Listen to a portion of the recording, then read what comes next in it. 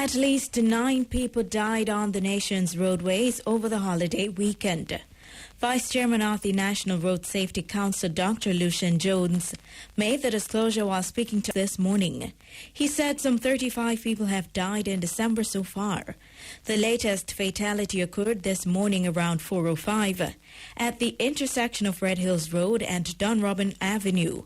Police say a Mazda Primacy motor car and a Honda Civic crashed at the intersection of the roadways after one of the motor cars disobeyed the traffic light. The female passenger who was in the Mazda motor car died at hospital. From Friday until this morning, 9 persons died on our roads, including 3 yesterday, 1 of which died early this morning, and 2 on Christmas Day. So far for the month of December, 35 persons have died on our roads, and a total of 475 for the year. This is very disappointing, and we need to pull out all the stops between now and the end of the year so that we don't have a repeat of what happened last year when 487 persons died. Dr. Jones lamented that the high rate of fatalities cannot continue into the new year, while noting that sustained enforcement of the Road Traffic Act is necessary. The same level of enforcement that the police have done for the Christmas period, we need to carry this over for the first 3 months as a start of next year and then beyond. We have to keep up this matter of urgency on our roads to prevent our people from dying. We have to do better than this and galvanize the entire nation to make sure that this does not continue. Vice Chairman of the National Road Safety Council, Dr. Lucian Jones. Commissioner of Police Major General Anthony Anderson has reiterated that he will be seeking the declaration of a new state of emergency SOE before the year ends. Speaking in an address on Christmas Day, the Commissioner noted that the police have been working hard over the past 3 months to reduce crime. He said he will be seeking another SOE to start before year end and run until the start of next year to complement current policing tactics. The team has been working really hard over the last 3 months to reduce crime, all sorts of crime, but particularly in terms of violent crime. We will, of course, have just come out of a state of public emergency, and certainly before the end of the year, I'll be seeking another one to start from the latter part of the year and into early part of next year. So as one of our strategies, of course, all the other policing strategies that we use are still going to be used over this period. All of that under Operation Relentless, including what we do under an SOE, is still use the techniques and tactics under Operation Relentless, plus those additional powers given to us under a state of public emergency. Commissioner of Police Major General Anthony Anderson. The St. Anne Police are urging business owners to contact them when they're carrying out large transactions to avoid being targeted by criminals. Deputy Superintendent of Police Kevin Francis made the plea while calling on residents to be cautious when carrying out business transactions during this season. He said business owners should contact the police so they can be escorted to and from banks. We're saying to persons who own businesses, ensure that when you're going to banks to do deposits, you reach out to the police, reach out to a security company, and ensure that you're properly escorted. We do not want you to go down to the banks or travel along the roadway with large sums of cash and leave yourselves vulnerable for you to be robbed, pickpocketed, or hurt. As you know, crimes for profits during the Yuletide or the Christmas period tends to increase. And of course, in our country at this time, there are many who seek to engage in nefarious activities to better themselves. Jamaican American recording artiste Joseph Marley, who is the son of reggae star Stephen Marley and the grandson of reggae legend Bob Marley, was found dead in the United States today. The 31-year-old, who was also known as Jo Mersa, was reportedly found unresponsive in a motor vehicle. The cause of death has not yet been confirmed. Mersa debuted in 2014 with the EP Comfortable and has appeared on the Grammy-winning album Strictly Roots by Morgan Heritage. Several fans and well-wishers took to Twitter today to express condolences to the Marley family.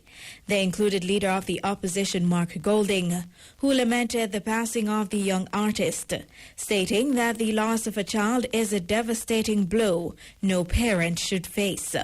Culture Minister Olivia Grange also offered condolences to the Marley family, while noting that Joseph's death is a huge loss to the music industry. A 34-year-old auto mechanic of Williamsfield in St. Elizabeth was shot and killed by an unknown assailant in Pedro Plains in the parish last night. He has been identified as Shanji Foster, otherwise called Shampoo. Reports from the Black River Police are that about 9:30 p.m., Foster was inside a shop in the community when a gunman came to the side of the building and fired one shot, hitting him. Foster was taken to hospital where he was pronounced dead.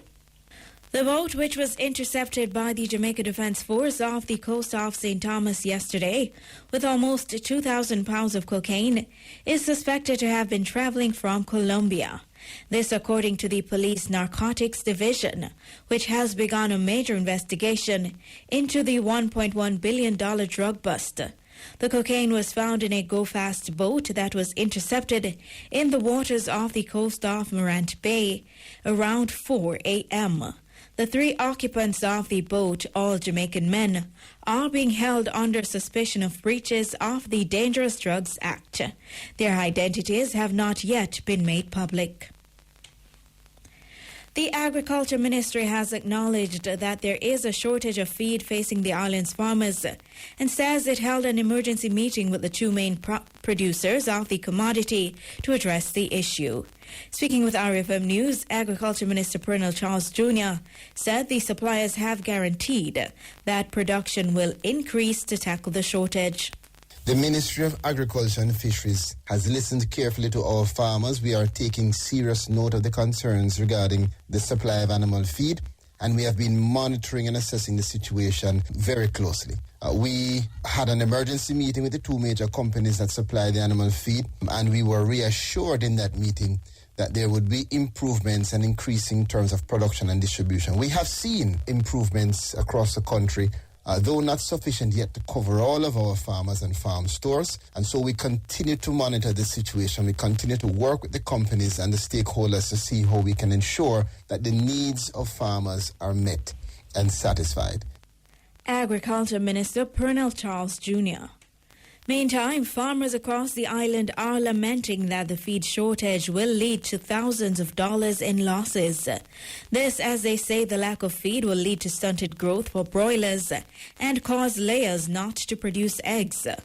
Dino Robinson, a poultry farmer and farm store operator from Rio Bueno in Trelawney, told RFM News that his customers have been left disappointed after turning up to his store to find no feed.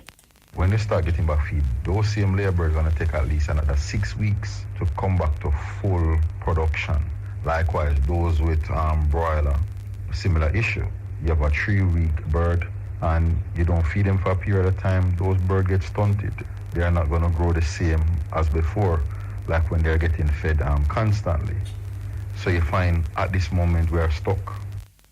He lamented that after the issues faced during the COVID pandemic, the feed shortage is a major blow to poultry farmers who were trying to recover. During the COVID time, we get a beating, and now, again, in this time we get a beating because, a lot of farmers now, probably kill out for the December. And we were saying, all right, we're going to try to have enough bird for January. And the January season basically mash up already because we have a lot of chickens, but no feed to feed them, which is sad. Dino Robinson, poultry farmer and farm store operator from Rio Bueno in Trelawney. With the weather improving in the United States, the Tourism Ministry is hopeful that the country is seeing the last of the impacts of the powerful winter storm that led to thousands of flights, including several to Jamaica, being cancelled. Starting last Friday, dozens of passengers traveling to Jamaica from Canada had their flights cancelled or delayed due to the storm. Passengers in the United States who had flights to Jamaica were also impacted. Speaking with RFM News, Senior Advisor and Strategist in the Tourism Ministry, Delano Seavright, noted that things should be back to normal as the storm is waning. The weather is improving, is finally improving in the U.S. There are still lingering effects into Montego Bay. We had about just around 4 flights that were cancelled. But that should be placed in the context that we have in excess of 50 flights into Montego Bay today. So overall, we're looking good, and it will get better in the coming days as the weather improves across the U.S. and the airlines are able to get their schedules back in line.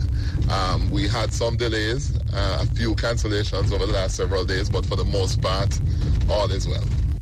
Senior Advisor and Strategist in the Tourism Ministry, Delano Seavright.